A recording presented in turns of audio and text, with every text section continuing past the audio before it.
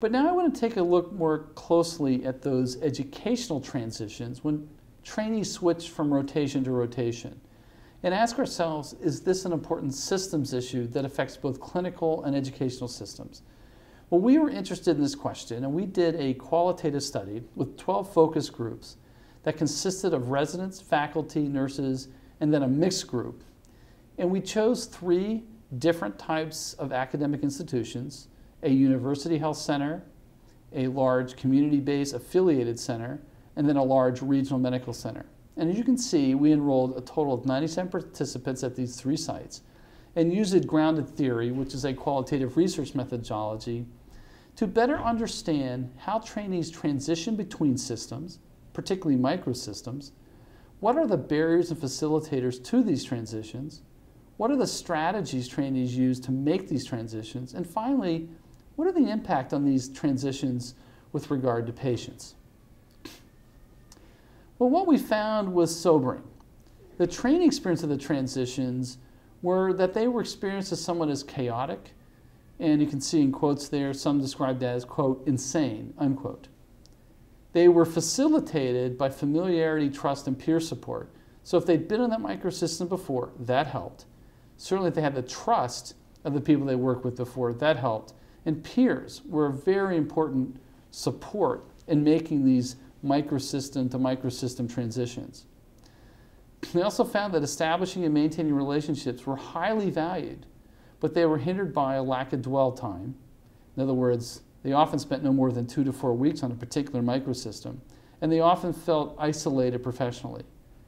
They were somewhat troubled by the minimal faculty involvement in these transitions. And in fact, we heard from faculty that they didn't see it as one of their roles to help trainees with these transitions. And they also found that in those hospitals that had geographic decentralization, which means that their patients were spread among multiple wards, that made it much more difficult. So I, as an internal medicine resident, may come on to a new rotation, but I'm actually working across anywhere from 4 to 5 different microsystems because my patients are distributed on 5 different hospital wards. They also found that managing clear expectations was infrequent, and that it was helpful if they had at least a stable and efficient technology. So for example, electronic medical record systems were things that did tend to help because that data was obviously structured and it didn't matter which microsystem you were on. So how did trainees cope and what were their adaptive strategies? Well, we found that they basically resorted to trial and error to, quote, survive the transitions. Coping skills included peer support and rationalization, such as, well, this is just the way it is. But they also engaged in a number of workarounds.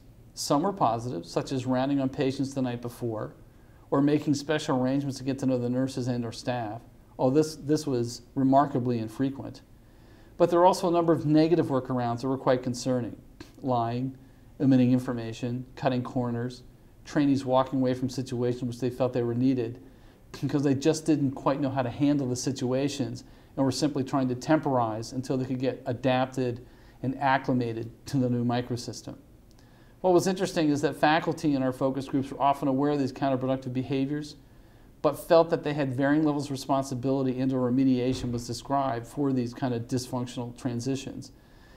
In fact, a number of faculty said that because this is what they had experienced as trainees, they just thought it was an important part of the developmental process for these residents to kind of deal with these somewhat chaotic and difficult transitions.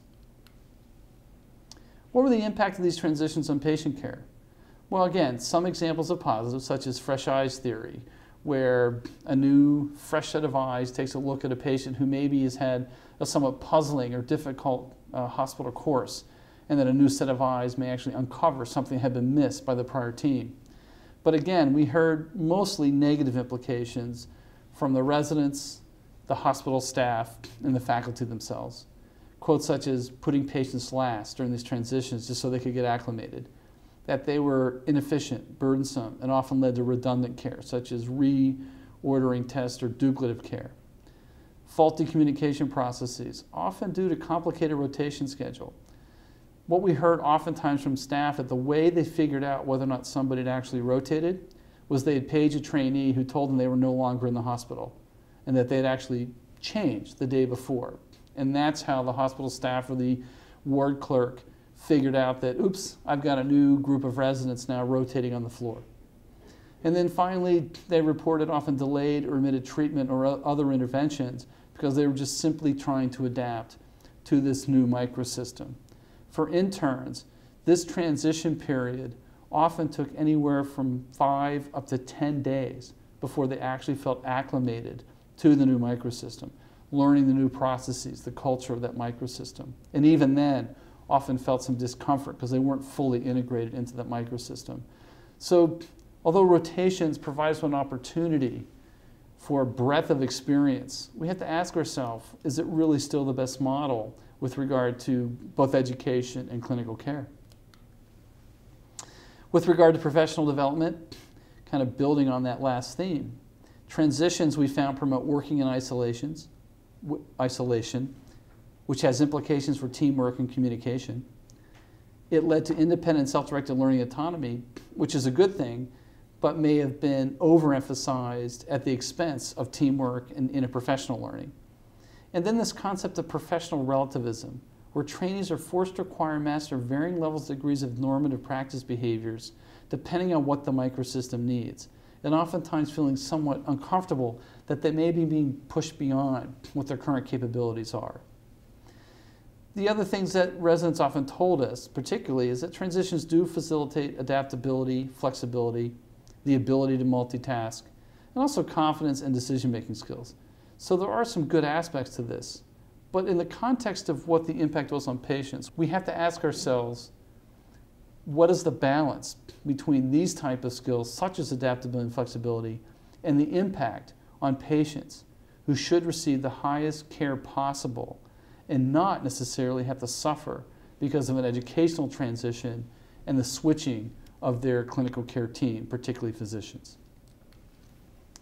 So what we found from the study in conclusion that transitions may undermine fundamental goals of training. It is often difficult for trainees to become proficient, let alone expert, in systems or human interactions. Again, thinking in a microsystems perspective, some of the most important success characteristics were interdependence of the care team within that microsystem.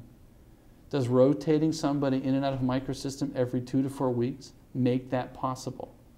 And if so, how best can we do that so that our trainees fully experience what an effective microsystem looks like? How can they have effective human interactions beyond just their physician team, but with nurses, discharge planners, ward clerks, pharmacists, to make sure they fully understand how to coordinate care and fully understand how to deliver high quality care? And so the rotational model may simply maintain minimal acceptable standards, limiting physicians from aspiring to or achieving expertise. I think it's time for us to test that assumption that this type of rotational model is necessarily the best model when we're trying to teach both education but in the context of systems. So I'd like to end with a third thought exercise and have you think about how do you handle rotational transitions. And I want you to think about it in the terms of what we've been talking about today, the concept of microsystems and how important it is as part of our educational program. Are the trainees formally oriented to the new microsystems? If they are, how is that done? And have you found it to be successful? If not, how might you change that orientation to make sure that as trainees enter a new microsystem, particularly if they're only going to spend 4 weeks on that microsystem or microsystems, that they have an opportunity to know the team on that microsystem, how they can integrate quickly to make sure the patients get what they need. And finally, a question for you. How many rotational transitions make sense?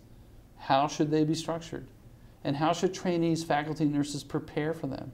And particularly thinking about the non-physician, critically important healthcare professionals on those microsystems that actually form the hub or the connector for all the patients on that microsystem. Because ironically, it's not the physicians. It's the nurses, the ward clerks, and everybody else in that system that keeps it together. That's the glue that makes the microsystems work. How can we make sure that trainees and faculty understand their appropriate roles in that microsystem, particularly when they may be rotating in and out of that microsystem? I do want to thank you for your attention, and I hope that you have found this session helpful. I want to encourage you as you're thinking about your educational curriculum to look at that curriculum through the lens of a system, and particularly the microsystems where your students or residents or fellows are spending the majority of their time. Thank you and best of luck.